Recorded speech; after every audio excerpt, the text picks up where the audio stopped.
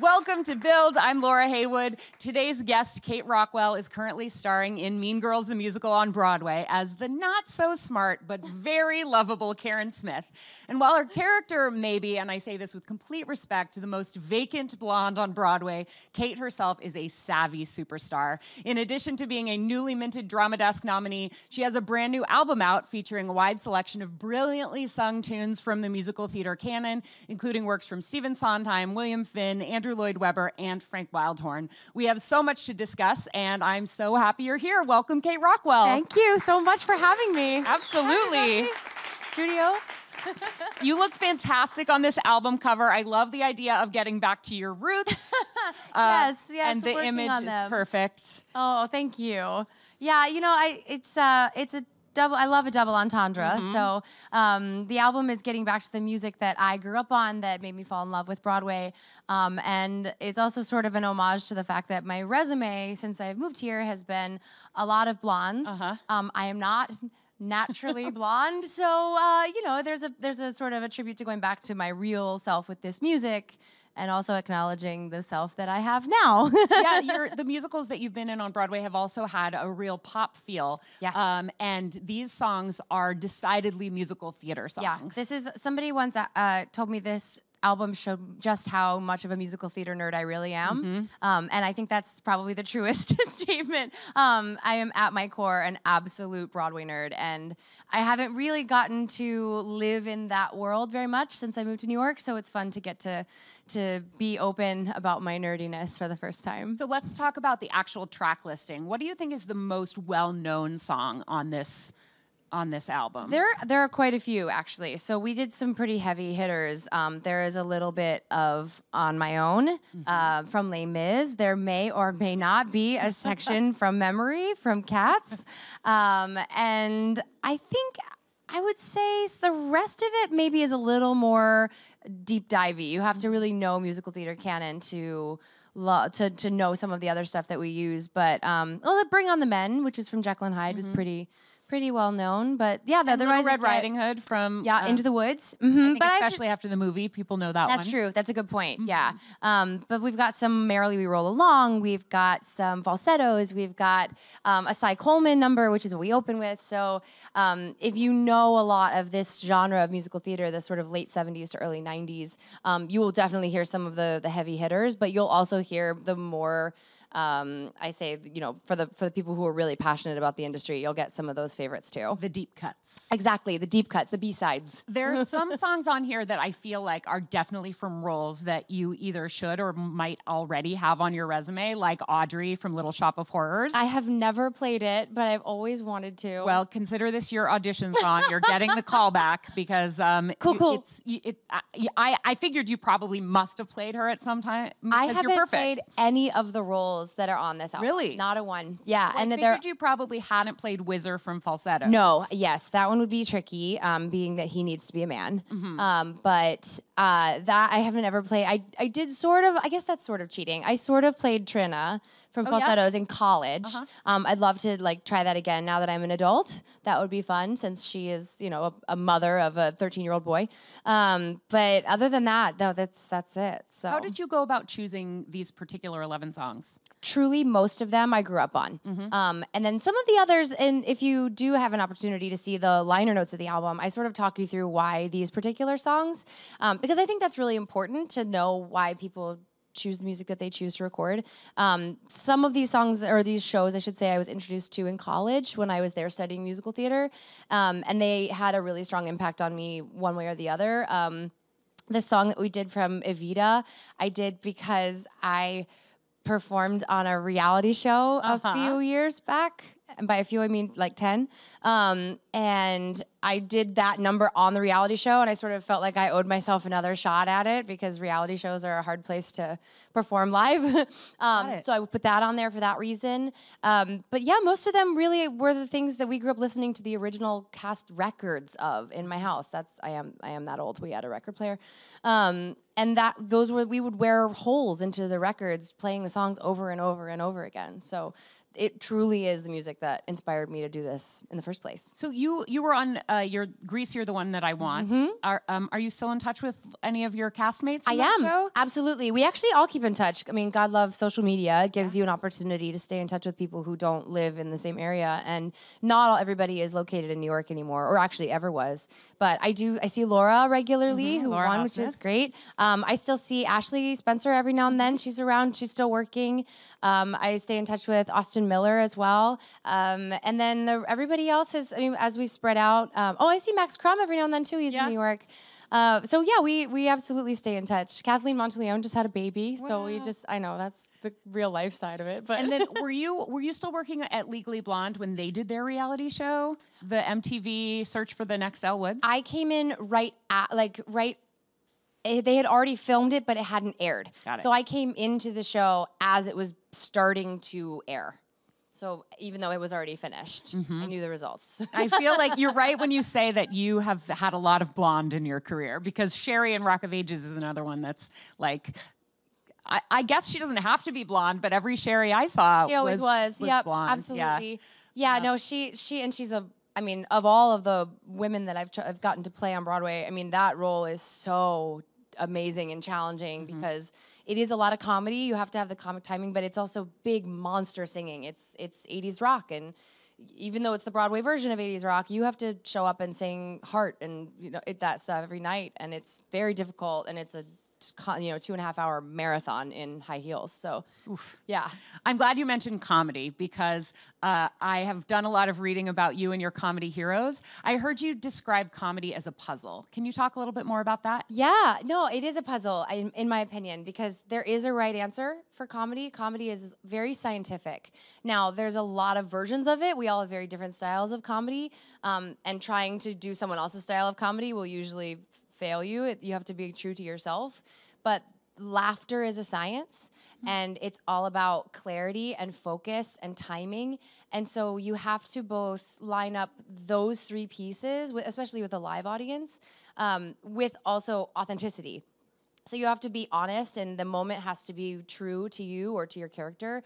But then you also have to make sure that you don't move on the wrong word, or that there's not something else to be looking at, or that you don't stumble over your words, and that the audience can see you and see your face and see your eyes. You have to be very accurate to make comedy land on stage. You mentioned in some previous interviews Carol Burnett and Lucille Ball and a little woman who you may have heard of called Tina Fey. I've never heard of her. No? I thought maybe you had worked on her, or worked with her on the musical Mean Girls. It's so interesting to work with an idol. I've looked up to Tina my whole life, my whole career. And when I first met her, getting started in the process of Mean Girls, I didn't know I couldn't look her in the eye. I was so taken by the fact that I was in the room with this woman. And she's incredible to work with. She's so lovely and friendly and open, but also collaborative and interested in your perspective.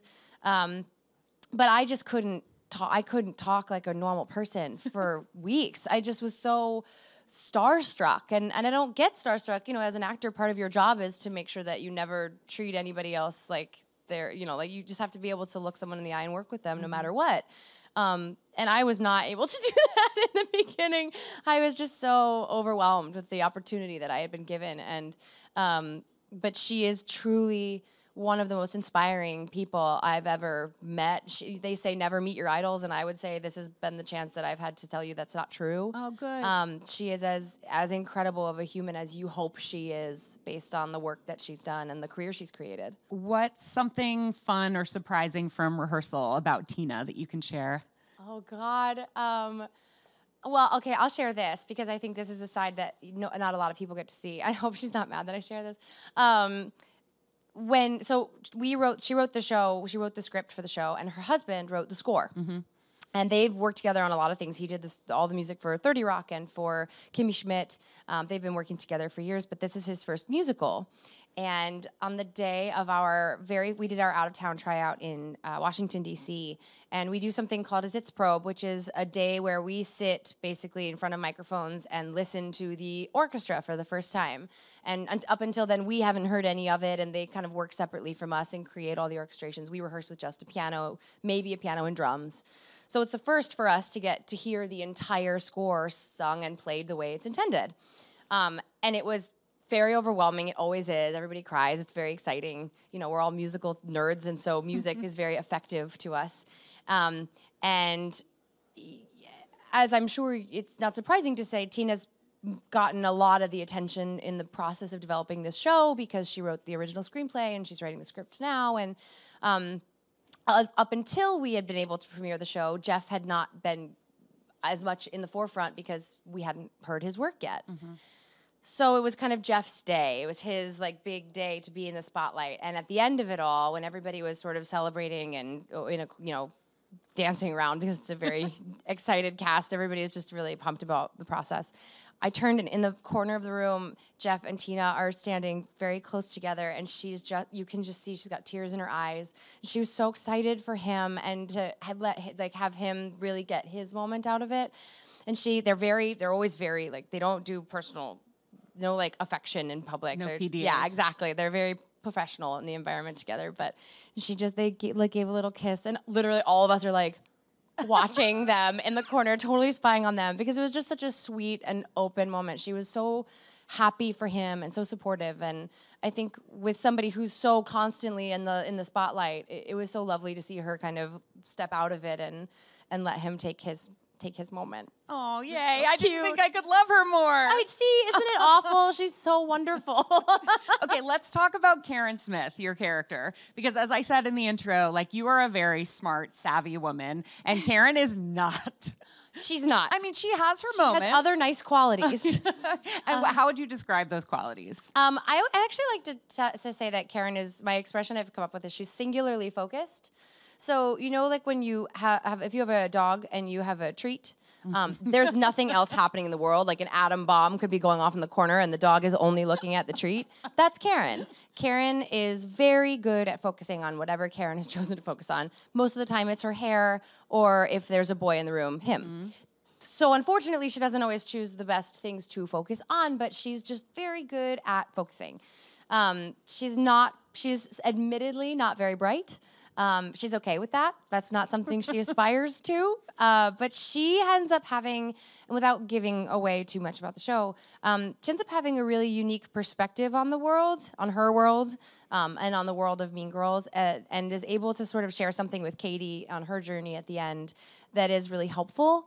And I think she's able to have that perspective because she just doesn't get caught up in anything else. She is just in her own bubble, and she sees things in her own way. She also has a show-stopping line about the role that boys play in girls and their development, which, again, I won't spoil it, but I've been to the show twice, and both times the audience leapt to their feet at Karen's line, sort of calling out the boys. Some things that are happening out there in society. Also, if high schools taught emojis as a foreign language, I think Karen would probably be the valedictorian. Give it a few more years. I hear we've dropped cursive now, so we have space in the curriculum to start teaching communication through emoji.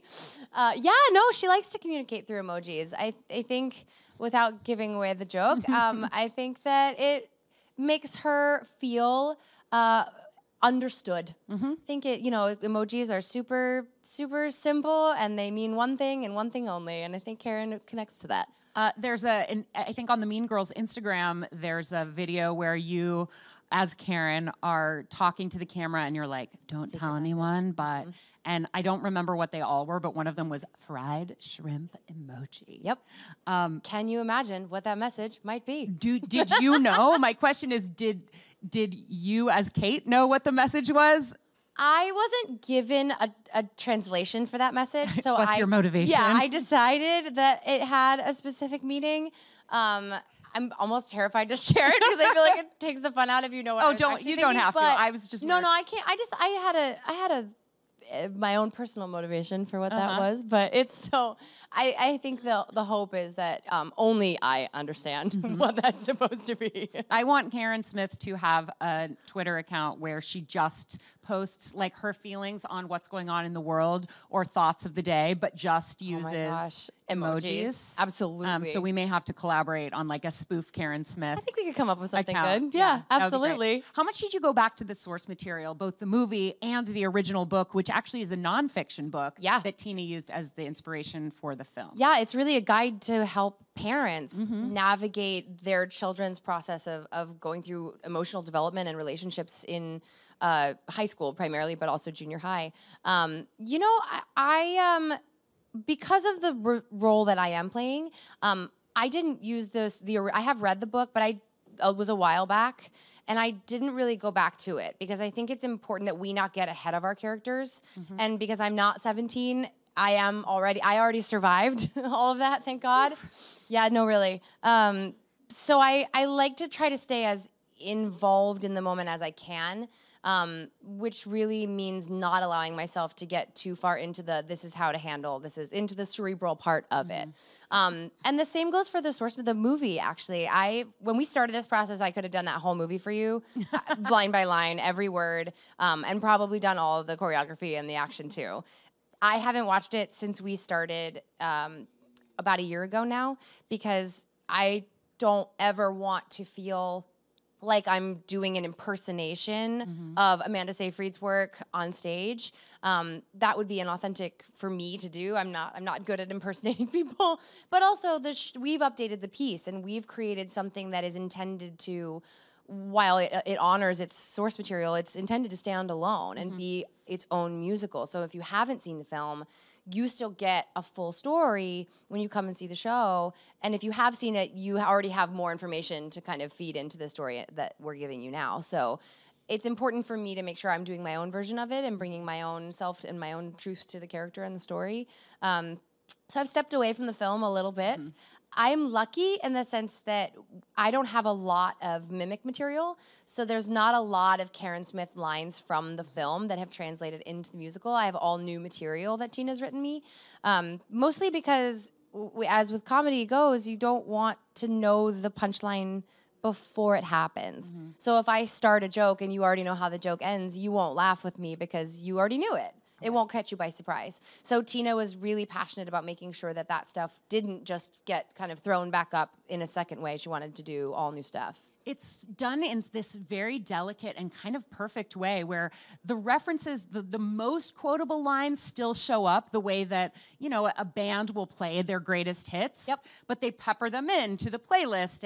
And you know, even something as ubiquitous now as social media wasn't around during the days of the film. And it's hard to imagine Karen without her emojis, or, you know, Regina George, as she says her name, without her cell phone.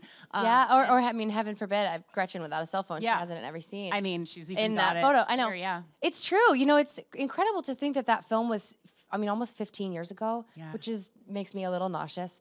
And I'm sure it makes Tina nauseous also.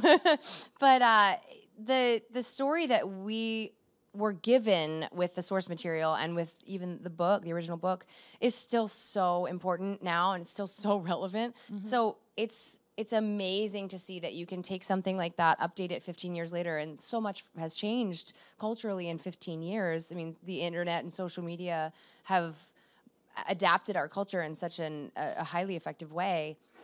And so, but the core of the story is still exactly the same, and it's still just as important as it was in 2004, with or without the social media. There will always be, unfortunately, cliques in high schools and mean girls, and this unique ability for teenagers to manipulate each other and to hit right where it hurts.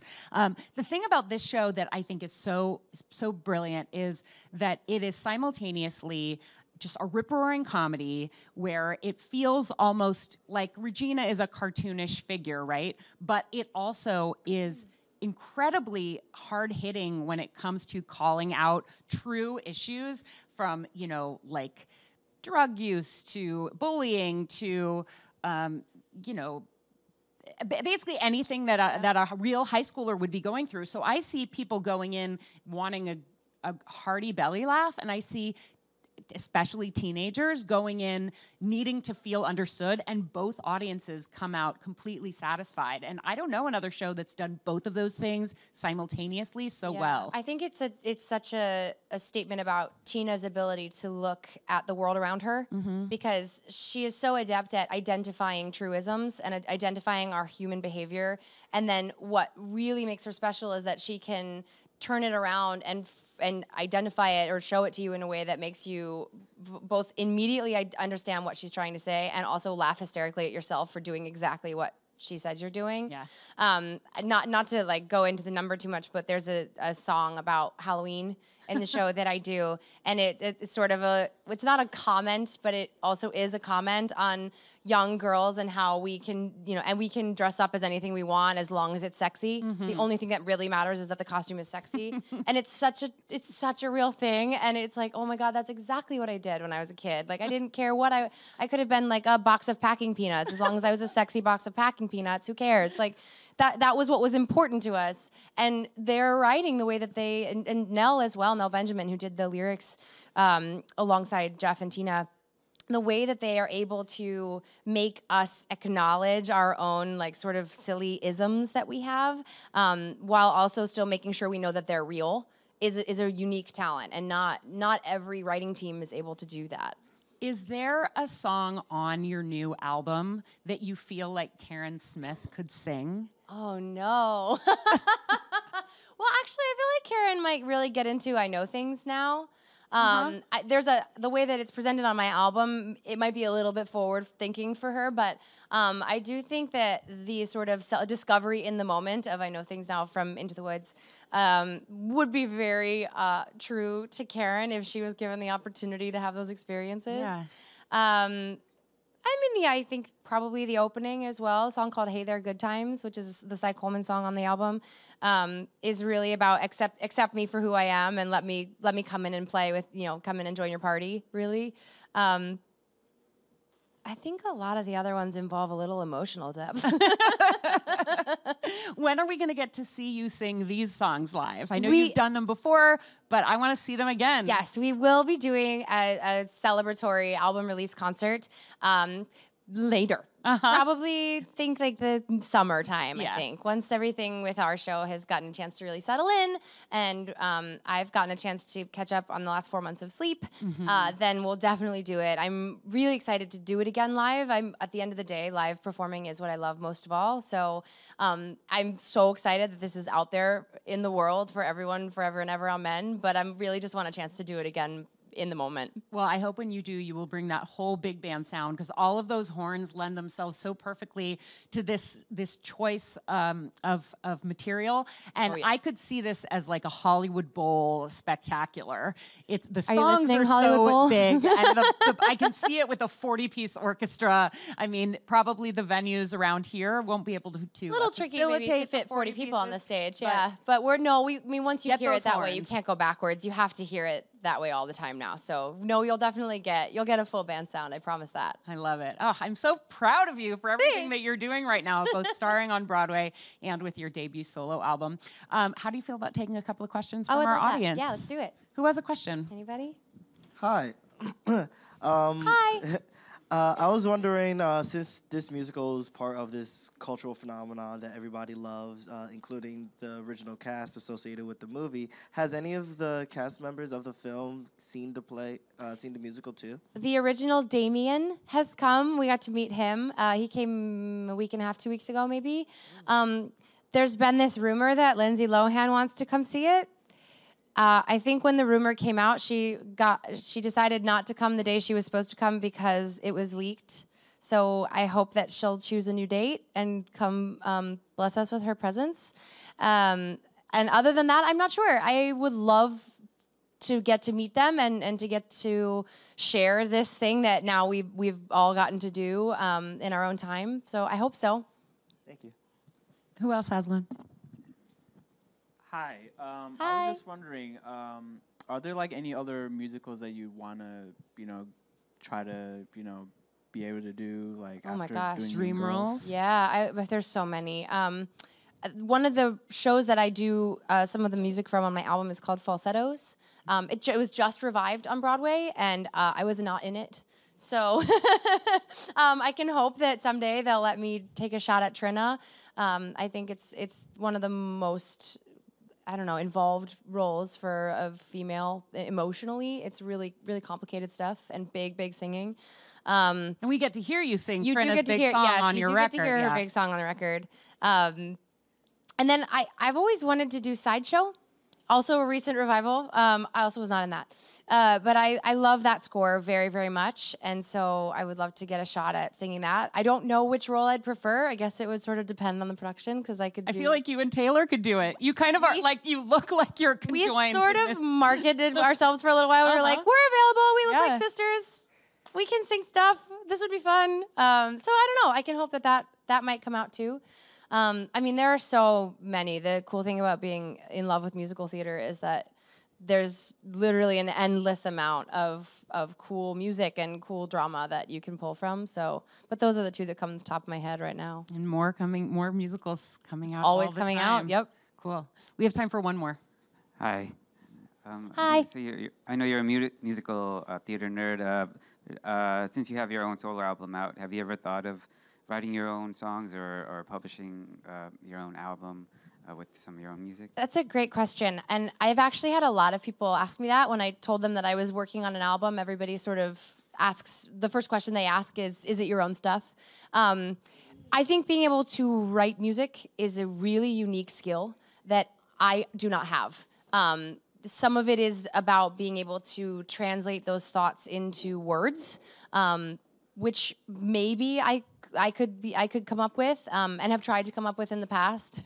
But for sure, writing music it's just like a language, right? It's like it's speaking a different language. And while I am an incredibly musical person and I love music very much, it's not the way that I know how to communicate. So I would much rather be the translator of the story than be the writer of the story. I love that there are so many talented people out there that can do that, and I think being true to my own skill set and letting them be true to theirs is like the best combination. But that doesn't mean that someday I won't feel differently, and I would be so excited if I felt like I had enough confidence in that to be able to share it with people. But at this point, I don't see myself going down that path, only because I don't think even I would want to hear the music that I would write. So I want to squeeze one more in, and that is, I know you're really passionate about rescue animals, and you have the two cutest little doggies I've ever seen. I do. Will you just tell us a little bit about your dogs and the importance of rescuing animals? Yes, I have two rescue dogs. I have a little French Bulldog Boston Terrier mix named Mabel. She's 10 years old, and I got her from the Humane Society of New York way back when. And then we just a year ago adopted Bessie, who is a boxer American Bulldog mix. Her heritage is a little harder to know. We got her, she was 4 years old, we think. She came from rural Georgia. And she is 60 pounds, and like we call her the bus because she's just so awkward, and she like runs into stuff and knocks things over, and she has just no spatial awareness. And they're my babies, my little fur babies. I love them so much. And they're so special, and thank God I have them because they make me laugh every single day. And remind everyone your Instagram so we can all follow you and the doggies. It's Kate Rockwell NYC is my Instagram. I don't have a Twitter, so you're just stuck with my pictures of my dogs, and you will get a lot of pictures of dogs. Congratulations. The Thank album is you. fantastic. Back to My Roots out now on Broadway Records. And Mean Girls is currently playing at the August Wilson Theater on Broadway. Congratulations on your Drama Desk nomination. Thank you. And here's to lots more to come. Thank you very much. Thank you.